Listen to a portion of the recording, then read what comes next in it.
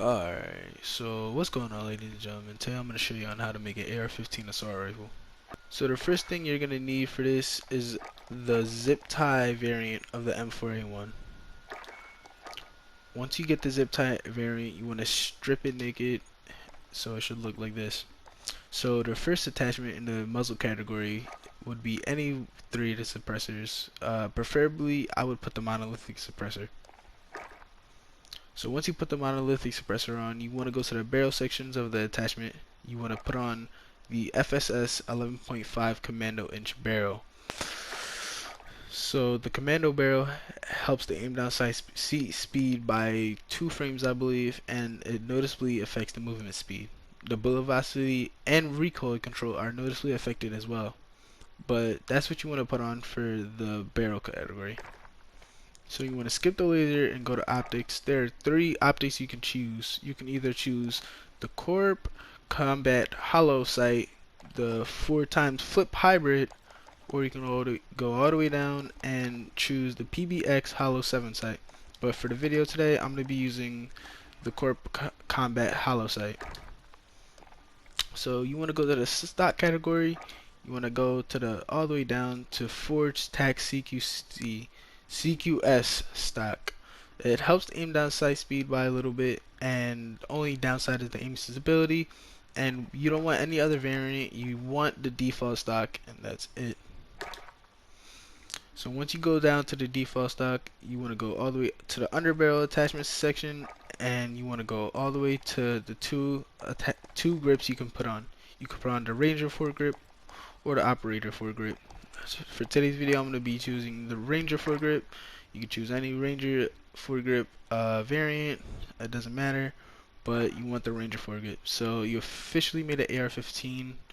It's kinda aesthetically, it looks kinda what a military AR-15 close quarters clean house one would look like, and yeah.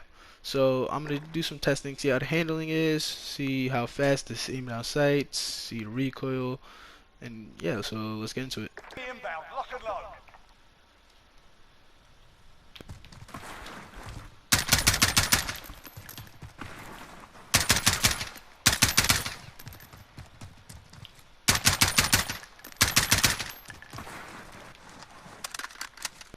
Okay, so as you see from the testing there, I think the accuracy and precision are pretty good in this weapon.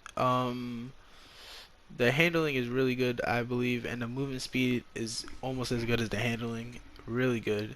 And I believe this is a really good medium. No, I believe this is a really good short to kind of medium to long range weapon. Straight medium range, I'm not too sure. There may be a lot of guns to beat it out. But let's get into the gameplay and see what's up.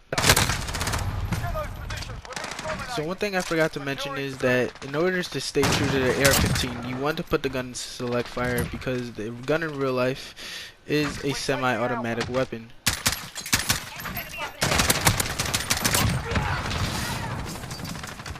I mean, you can put your build on automatic because in real life it can also be changed to automatic, but for this I'm gonna put it on.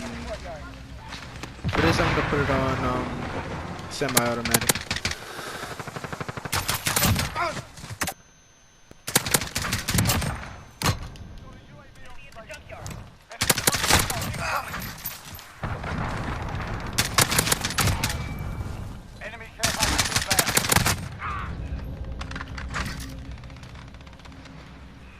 Enemy holds 2 objectives. Take them back.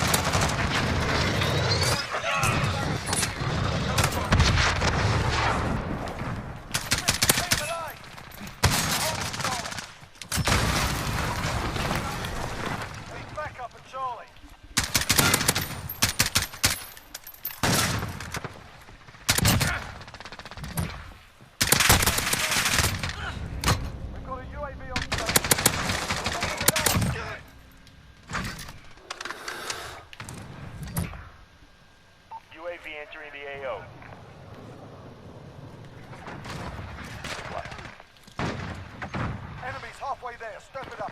We're on Bravo. Enemy care package inbound. Enemy at the back. Securing Alpha. Enemy sentry. Friendly UAV overhead. So as you see there's some gameplay of the military AR-15 I built. Now let's get into the build for the AR-15 civilian version. Okay guys, so this is editing L. One thing I forgot to mention is that the military doesn't use one type of AR-15. That's just one build of many, and it doesn't have to be like that. So yeah, just wanted to mention that. So what you're going to want to do for this civil AR-15 is you want to again get the zip tie variant of the M4, but this time it's going to be a little different. So if you want to strip this down completely, let's do that. So the first attachment you get is not in the muzzle but in the barrel section of the gun. You want to go all the way down to the 14.5 tack light barrel, but you don't want this one. You want the zip tie version, which is actually a 17.5 inch barrel, so that's what you want on.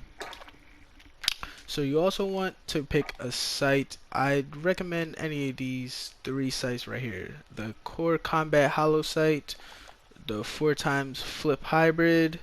But for today, I'm going to be using the 4x Flip Hybrid. So after that, you want the same stock as last time, the Forge Tech CQS stock, the original default version. And this time for the underbarrel, you want a tactical foregrip or a commando foregrip, but I recommend tactical for the aesthetic look. But if you want to go gameplay, we'll do the commando. And for the rear grip, you want a granulated grip tape. I tried to make this kinda of what you would look like if someone owned a regular, you know, civilian AR-15s. You know, maybe you have a friend that likes guns and you own something that would look a little bit like this. Okay guys, so once again, editing L. So the AR-15 does kind of look like that. Not there is some similarities, but at the end of the day, it is a LVOAC, and that's what it is. But you know, AR-15 can kind of look like that. This is the civilian AR-15 in game. So let's see how it does. But once again, you want to put on single fire to see to make it true to the AR-15.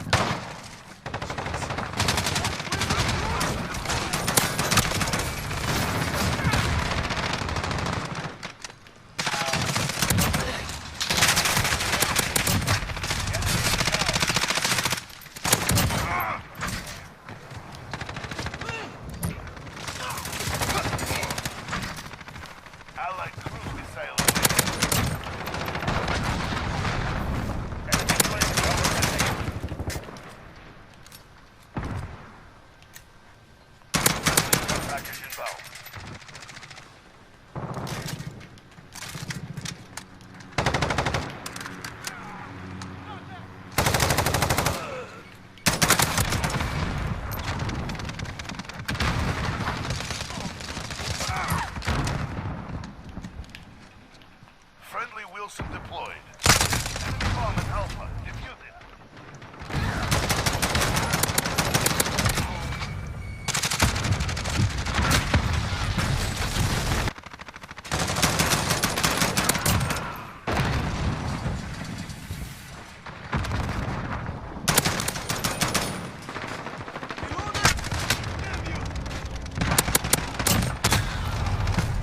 Secure the area. Enemy UAV overhead.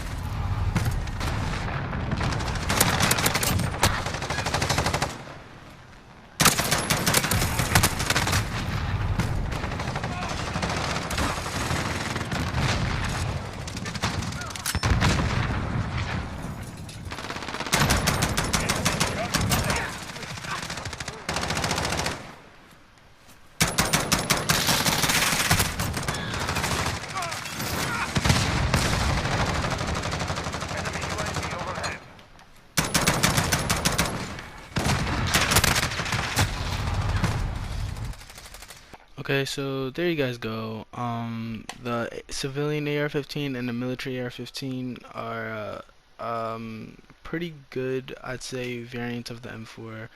Good weapons in themselves because on select fire, the M4 is a completely different weapon.